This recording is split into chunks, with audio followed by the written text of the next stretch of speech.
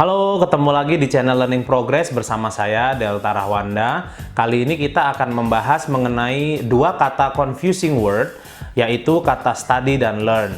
Seringkali kita kebingungan dalam belajar bahasa Inggris, khususnya mengenai confusing word, karena kapan sebaiknya kita menggunakan kata A ataupun kapan kita sebaiknya menggunakan kata B yang sama-sama memiliki makna yang sama.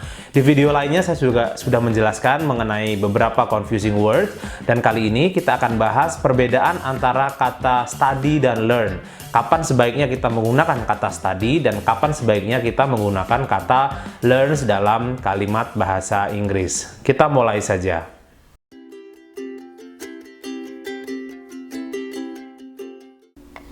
Oke, kita mulai saja. Kata learn dan study sebenarnya memiliki makna yang sama, artinya belajar atau memahami ya. Hanya saja penggunaannya sedikit berbeda dan tidak sama.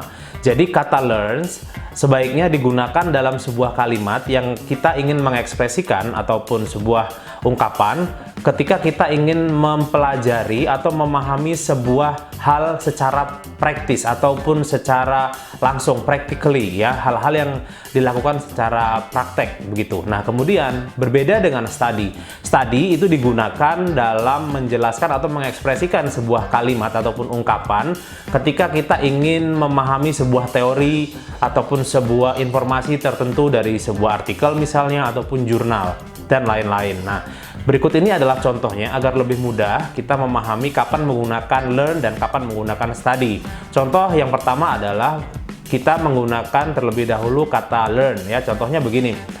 I learn how to cook fried rice misalnya. Jadi I learn how to cook fried rice atau nasi goreng. Atau misalnya now I want to learn how to be a YouTuber. Misalnya begitu, bagaimana saya ingin menjadi seorang YouTuber. Jadi cenderung ada kata how-nya, kemudian mengekspresikan sebuah ungkapan hal yang secara praktek perlu dilakukan begitu. Nah, kemudian berbeda dengan study. Study cenderung digunakan untuk mengekspresikan atau menjelaskan sebuah ungkapan hal-hal yang berkaitan dengan teori. Contohnya begini, kalau tadi I learn how to be a YouTuber, kemudian I learn how to dance misalnya. Nah, kalau study contohnya begini, I study the history of YouTube misalnya. I study about the history of YouTube.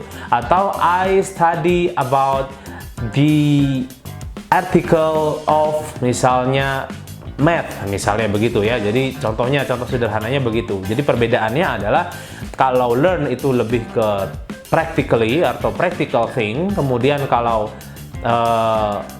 study itu digunakan untuk mengekspresikan hal-hal yang berkaitan dengan teori.